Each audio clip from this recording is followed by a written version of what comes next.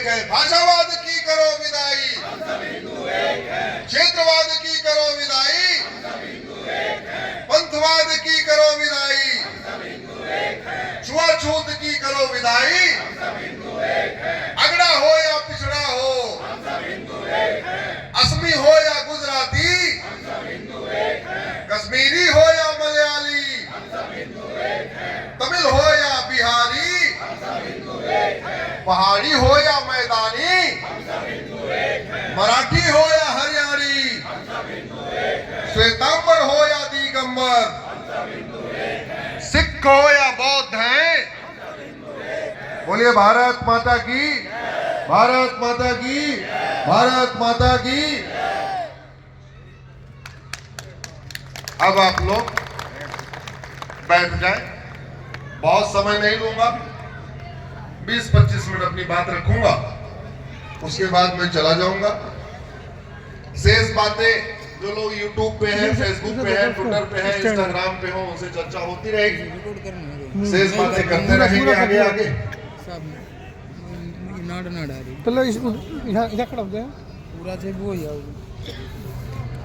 आज एक बहुत खुशी का दिन यह है कि आज 26 जनवरी के दिन भारत के इतिहास में पहली बार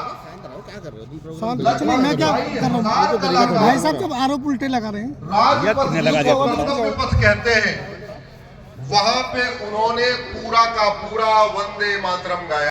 सही मायने में अब देश को स्वतंत्र बनाया जा रहा है। स्वतंत्र का मतलब है स्वतंत्र, यानी स्वयं का तंत्र, यानी अपना सिस्टम। अब धीरे धीरे सिस्टम बदला जा रहा है, उसमें हमें भी अपना योगदान करना है। हमें क्या योगदान करना है? हम लोग हर कथा के पहले 4 वाक्य बोलते हैं, जरा जोर से बोलिए। धर्म की, अधर्म का, प्राणियों में, विश्व का। इसमें जो धर्म की जय लिखा हुआ है, धर्म की जय, ये काम है हम लोगों का। लेकिन धर्म की जय तभी होती है जब अधर्म का नाश होता है। हम लोग अधर्म का नाश नहीं करते, क्योंकि भारत में नियम कानून आ गया है, संविधान आ चुका है, व्यवस्था बन चुकी है। तो धर्म की जय करना हमारा आपका काम है, अधर्म का नाश करना शासन का काम है। बड़ी खुशी है कि अब उत्तर प्रदेश में अधर्म का नाश करने की प्रक्रिया शुरू हो चुकी है। जो आदमी अधर्म करता है उसके खिलाफ कठोर कार्रवाई होती है। पहले यही उत्तर प्रदेश में पहले आतंकवादियों का मुकदमा वापस होता था, अब इसी उत्तर प्रदेश में आतंकवादियों के घर पे बुलडोजर भी चलने लग गया है। इसका मतलब अब समाज भी सही से काम कर रहा है और शासन भी सही से काम कर रहा है। और जब धर्म की जय होगी, अधर्म का नाश होगा, स्वाभाविक सी बात है, प्राणियों में सद्भावना होगी, विश्व का कल्याण होगा। हमने ये सिस्टम अभी तक लागू नहीं कर पाए, लेकिन अब लागू हो रहा है।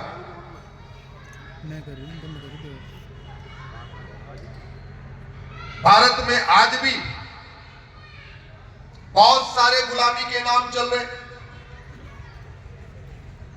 क्या ये गुलामी के नाम चलने चाहिए? क्या जोर से बोलिए जरा। जिन लोगों ने हमारे पूर्वजों को मारा पीटा, जिन लोगों ने हमारे पूर्वजों का अपमान किया, जिन लोगों ने हमारे पूर्वजों के साथ अत्याचार किया, जिन लोगों के कारण हमारी बहन बेटियों को, हमारी माताओं को जौहर करना पड़ा, ऐसे वैसी दरिंदों के नाम पे कोई सड़क, मोहल्ले, गली होनी चाहिए क्या? जोर से बोलिए जरा। होनी चाहिए क्या? तो आप लोग अपने जनप्रतिनिधि से कहिए, माननीय विधायक से कहिए, माननीय सांसद से कहिए, माननीय ब्लॉक प्रमुख से कहिए, सबसे कहिए कि वो गुलामी का नामो निशान मिटाने के लिए आवाज उठाए। कहां? हाँ बैठे, बैठे हुए।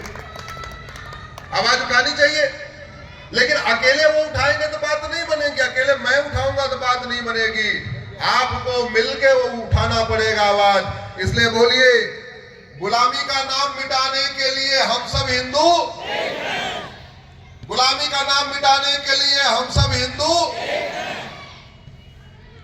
भारत में जिन लोगों ने हमारे पूर्वजों का तिरस्कार किया, जिन लोगों ने हमारे पूर्वजों के साथ जजिया दिया, जिन लोगों ने हमारे पूर्वजों को डरा धमका के कन्वर्ट कर दिया, जिन लोगों ने हमारे पूर्वजों को लालच दे दे के कन्वर्ट कर दिया, कोई थानेदार बनने के चक्कर में कन्वर्ट हुआ, कोई हवलदार बनने के चक्कर में कन्वर्ट हुआ, कोई पेशकार बनने के चक्कर में कन्वर्ट हो गया, कोई तहसीलदार बनने के चक्कर में कन्वर्ट हो गया, कोई जागीरदार बनने के चक्कर में कन्वर्ट हो गया, कोई जमींदार बनने के चक्कर में कन्वर्ट हो गया।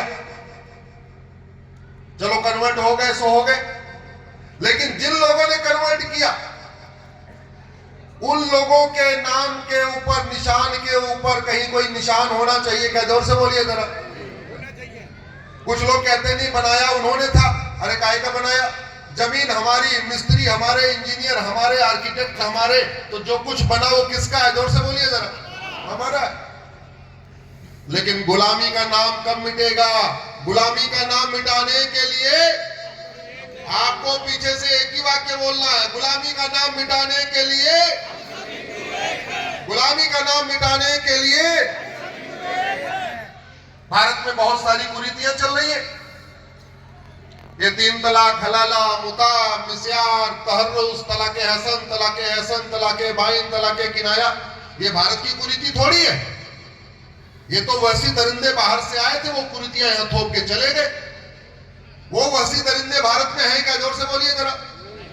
जब वो वैसी दरिंदे भारत में नहीं है तो उनके द्वारा शुरू की गई कुरीति भारत में रहनी चाहिए क्या? जोर से बोलिए। भारत का संविधान कहता है आर्टिकल 44 यूनिफॉर्म सिविल कोड लागू होना चाहिए। भारत का संविधान कहता है गुलामी का नाम मिटाओ, गुलामी का निशान मिटाओ, गुलामी की कुरीतियां खत्म करो, गुलामी की कुप्रथाएं खत्म करो। तो गुलामी की कुप्रथा कब खत्म होगी? ये भारत का संविधान कब लागू होगा? इसलिए बोलिए, गुलामी की कुरीतियां खत्म करने के लिए हम सब हिंदू, गुलामी की कुप्रथाएं खत्म करने के लिए हम सब हिंदू। गुलामी की शिक्षा व्यवस्था चल रही है। संविधान में 2 शब्द लिखे हुए हैं, एक स्वतंत्र, एक सोवरिन, संप्रभु। संप्रभुता का मतलब न गुलामी का नाम हो, न गुलामी का निशान हो, और स्वतंत्रता का मतलब गुलामी की शिक्षा व्यवस्था हो। यहां मुगल आए थे, 1000 मदरसा खोल के गए थे। हमारे वाले मुगलों ने उनको बंद करने की बजाय उसको खुलवा के उनकी संख्या बढ़ाते बढ़ाते 3 लाख पहुंचा दिया। जब मुगल अभी हैं कि चले गए? जोर से बोलिए। तो जब मुगल चले गए तो उनका मदरसा चलना चाहिए क्या? नहीं। तो गुलामी का मदरसा बदलने के लिए हम सब हिंदू। अंग्रेज हैं कि चले गए? तो जब अंग्रेज चले गए तो उनका कॉन्वेंट स्कूल, उनका मॉन्टेसरी स्कूल चलना चाहिए कि बंद होना चाहिए? तो गुलामी की शिक्षा बदलने के लिए हम सब हिंदू। अरे भैया, हमारी शिक्षा व्यवस्था दुनिया की सर्वोत्तम शिक्षा व्यवस्था थी। जब पूरी दुनिया में लोगों को कपड़ा पहनना नहीं आता था, खाना खाना नहीं आता था, भोजन बनाना नहीं आता था, उल्टा सीधा खाते थे, कच्चा कच्चा खाते थे, उस समय हमारे देश में शानदार व्यवस्था थी। उस समय हमारे पास नालंदा विश्वविद्यालय था, तक्षशिला विश्वविद्यालय था। हम गुलामी की शिक्षा क्यों ढोए? हमारी शिक्षा दुनिया में सर्वोत्तम रही है और हमारी शिक्षा व्यवस्था क्या शानदार रही है। कृष्ण सुदामा एक साथ पढ़ते हैं, राजा दशरथ सुमंत एक साथ पढ़ते हैं, राम निषाद राज एक साथ पढ़ते हैं। तो भारत की चिकित्सा व्यवस्था वापस गुरुकुल वैदिक शिक्षा व्यवस्था लागू होनी चाहिए कि नहीं चाहिए? जोर से बोलिए जरा। तो भारत की शिक्षा व्यवस्था लागू करवाने के लिए हम सब हिंदू। भारत में पहले शानदार न्यायिक व्यवस्था थी। छत्रपति शिवाजी महाराज, संभाजी महाराज, राजा विक्रमादित्य, रानी अहिल्याबाई होलकर, उनका जुडिशियल सिस्टम उठा के पढ़िए। 1 घंटे के अंदर मुकदमे का फैसला होता था, जस्टिस विद इन आवर लागू था। 1 दिन में फैसला होता था, जस्टिस विद इन डे होता था। मुकदमा बहुत कॉम्प्लिकेटेड हो, 1 सप्ताह के अंदर फैसला होता था, जिसको कहते हैं जस्टिस विद इन वीक। और आपका ऐसा फैसला हो रहा है, कितने साल चल रहा है? सालों साल न्याय नहीं मिल रहा है, केवल तारीख पे तारीख। तहसीलदार के यहाँ तारीख पे तारीख, कानून गो के यहाँ तारीख पे तारीख, एसडीएम के यहाँ तारीख पे तारीख, एडीएम के यहाँ तारीख पे तारीख, डिस्ट्रिक्ट कोर्ट में तारीख पे तारीख, हाई कोर्ट में तारीख पे तारीख, सुप्रीम कोर्ट में तारीख पे तारीख। क्यों?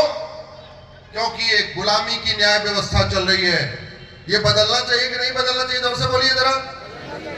तो गुलामी की न्यायिक व्यवस्था बदलने के लिए, अरे जोर से बोलिए, ऐसे आवाज सुप्रीम कोर्ट तक तो पहुंचे। गुलामी की न्यायिक व्यवस्था बदलने के लिए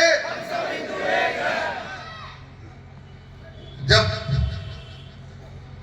भारत की जीडीपी 40% हुआ करती थी आचार्य चाणक्य के समय, उस समय इनकम टैक्स था क्या? जोर से बोलिए। उस समय वैट था क्या? टीडीएस था क्या? जीएसटी था क्या? टोल टैक्स था क्या? रोड टैक्स था क्या? कोई टैक्स नहीं था। तब भी भारत सोने की चिड़िया थी। अभी इतने टैक्स लगे हैं, road tax, toll tax, registration tax, vehicle tax, फलाने टैक्स, और इसके बावजूद 225 लाख करोड़ का कर्जा चल रहा है। यह है गुलामी की टैक्स व्यवस्था का दुष्परिणाम। इसलिए इस गुलामी की टैक्स व्यवस्था को हमने चैलेंज किया हुआ है कोर्ट में। ये सारे टैक्स खत्म होने चाहिए।